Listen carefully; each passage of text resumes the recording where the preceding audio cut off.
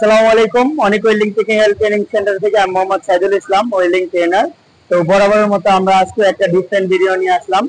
তো আসলে দেখা যায় আমরা বরাবরই দেখতেছি যে নতুন স্টুডেন্ট ওয়েল্ডিং করতেছে আর বারবার টান স্টিল বাজায় দিতেছে।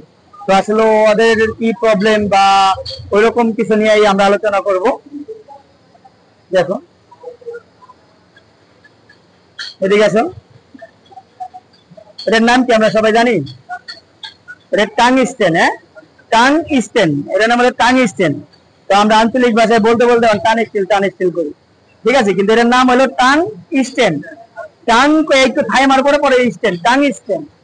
ওকে, তো এটা আমাদের সঠিক নিয়মে সেট আপ করতে হইব, না হলে কি হয় দেখা যায় আমাদের পিলার রডের সাথে এই টাং স্টিলটা কি মাঝে মাঝে কি বাইরে যায়, মাঝে মাঝে টান স্টিলটা বাইরে যায় না, টান স্টিলটা নষ্ট হয়। আমাদের বারবার টান স্টিলে কি করা লাগে? ধার দেওয়া লাগে। তো বারবার যদি আমি পিলার রডটা বাঁধাই দেই বা টান স্টিলটা বারবার ধার দেওয়া লাগে, যখন আমি বাঁধাই দিতেছি তখনই কি হইতেছে আমার ওয়েল্ডিংটা স্টপ করা লাগতেছে। তো ওয়েল্ডিংটা স্টপ করা লাগবে, ওই জায়গায় আমার নতুন করে জয়েন্ট দেওয়া লাগতেছে। এই জায়গায় ওয়েল্ডিং এর একটা ক্ষতি। তো সঠিকভাবে যদি আমরা টান স্টিলটা মাপে সেট করতে পারি তাহলে হয়তো বা আমাদের অল্প হইলেও কি আমরা একটু সমাধানের দিকে যাইতে পারবো নাকি।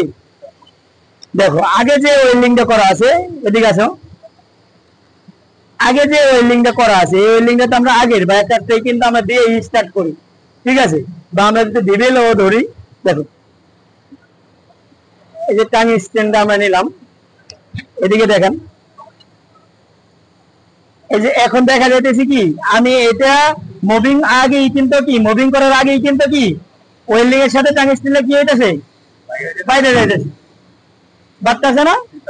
আমি এখন সামনে যেতে পারবো, সামনে যাব কিভাবে? কারণ ওয়েল্ডিং এর সাথে আর এই টাং স্টিলের সাথে কি অ্যাডজাস্ট হয়ে গেছে। তো আবার দেখো এখন যে টার্নিং স্টিলটা আমি দেখতেই পারতেছি না। আর এখন কি হবে, আগুনটা কি হইব একদম সরাইয়া দেব। তখন মনে করো যে আমার যে পেনিট্রেশন ওড়ানোর চিন্তা ভাবনা বা পিলার রড দেওয়ার একটা পিলার রড, এখন যদি আমি এই পিলার রড দিয়ে হট পাস বা পেনিট্রেশন করতে যাই তখন এই পিলার রডটা গলবে না, কারণ এই আগুনটা কি হইতেছে সরাইয়া যাইতেছে, সরাসরি এই পিলার রডে আঘাত করতেছে না, কারণ এটা ফোর্সটা সরাইয়া যাইতেছে। যখন আমরা টান স্টিলটা বরাবর নিব, আগে আমরা টান স্টিলটা সেট আপ করবো এই জায়গায়, আমরা ভিতরেও নিব না বাইরেও নিব না। দেখো এখন কিন্তু এই নিচের ওয়েল্ডিং এর সাথে বাড়তেছে না, বাড়তেছে, তার মানে কিন্তু আমি ইজিলি কি মুভিং করতে পারতেছি। ওকে, ইজিলি আমি মুভিং করতে পারতেছি না। আর প্রথম অবস্থায় কিন্তু কি হয়েছিল, বড় ছিল বাইরে গেছিল, এই হলো প্রধান কারণ। তারপরে আবার অনেক সময় কি হয়, আমরা যখন পেনিট্রেশন করতে যাই, আমরা উপরেই দেখি, সবাই দেখো, আমরা যখন পেনিট্রেশন করতে যাই তখন দেখা যায় পিলার রডের ডিগ্রিটা একটু ভিতর দিকে থাকবো, কিন্তু অনেক সময় আমরা এমন করি, এমন যখন ডিগ্রিটা করি তখন এই পিলার রডটা কি হয় টান স্টিলটা আঘাত করে, তখন এই টান স্টিলে কি হয় বাইরে জায়গা।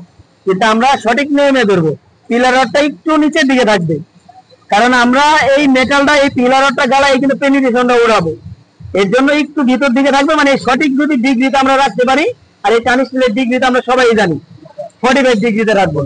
ওকে, 45 ডিগ্রিতে রাখলে কি হয়, এই যে পাইপটা আছে এই দুইটা মেটালের উপরে সুন্দরভাবে কি ফোর্সটা কাজে লাগে। কিন্তু আমি যখন এইভাবে রাখবো তখন আমার পিলার রডটা তো সফট আর এটা তো হার্ড, তখন এই পিলার রডটা গলে যাবে, গলে যাওয়ার পর একটা বলের মতো সৃষ্টি হবে। যখন একটা বল হয়ে যায় তখন কিন্তু আর আমরা ওয়েল্ডিং করতে পারি না। আবার যদি বেশি খারাপ ধরি তখন কি হবে, বাইরে যাবে। ওকে, কয়েকটা কারণে কিন্তু আমাদের টান স্টিলটা বাড়তেছে। একটা হলো পিলার রডের ডিগ্রি ঠিক নাই, একটা হলো টান স্টিলের ডিগ্রি ঠিক নাই, আর একটা হলো আমরা কতটুকু নিব, বড় নিব না ছোট নিব, এটা নিয়ে কিন্তু আমরা কনফিউশনে পড়ে যাই।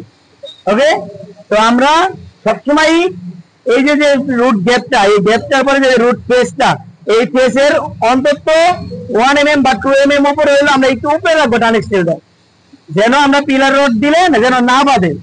আবার বাঁধে আরেকটা, যদি পিলার এই যে পিলার রডের ডিগ্রিটা যদি নষ্ট হয়ে যায়, কথা ক্লিয়ার। আবার অনেক সময় দেখা যায় আমরা যে 45 ডিগ্রিতে টসটা ধরছি, আমরা তো এখন নতুন অবস্থা, তখন আমরা যখন আস্তে আস্তে ওয়েল্ডিং করতে থাকি তখন আস্তে আস্তে ডিগ্রিটা চেঞ্জ হয়ে যায়, যখন ডিগ্রিটা চেঞ্জ হয়ে যায় তখন টান স্টিলটা বাইরে যায়।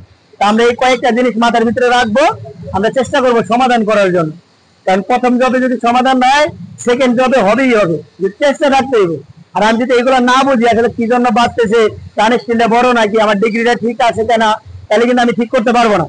কথা ক্লিয়ার? ঠিক আছে, তো আমরা টান স্টিলটা যেন না বাঁধে এর জন্য আমরা চেষ্টা করব। আর এই সবগুলা যেগুলা বললাম সবগুলা ডিগ্রি বা কতটুকু বাইরে রাখবো বা ভিতরে রাখবো, যখন থিকনেস বেশি থাকবে তখন কিন্তু আমাদের টান স্টিলটা আরো বড় করতে হবে। কারণ আমরা কিন্তু এইভাবে মাপ দিব না মুখস্থ, আমরা মাপ দিব কই জপের দিবে, যে জবটা থিকনেস কতটুকু বড় লাগতে পারে। কারণ আমি এই যে এখন যে বাড়তিটা নিছি এটা 2 ইঞ্চি করতে গেলে তো থিকনেস কম, তখন কি এত বড় নিতে পারবো? নিতে পারবো না। তো আসলে দর্শক এইগুলাই আমরা আসলে চেষ্টা করি যে একটা স্টুডেন্টকে প্রপারলি গাইড করার জন্য, যেন সে আসলে সুন্দরভাবে কাজ করতে পারে বা কাজ শিখতে পারে।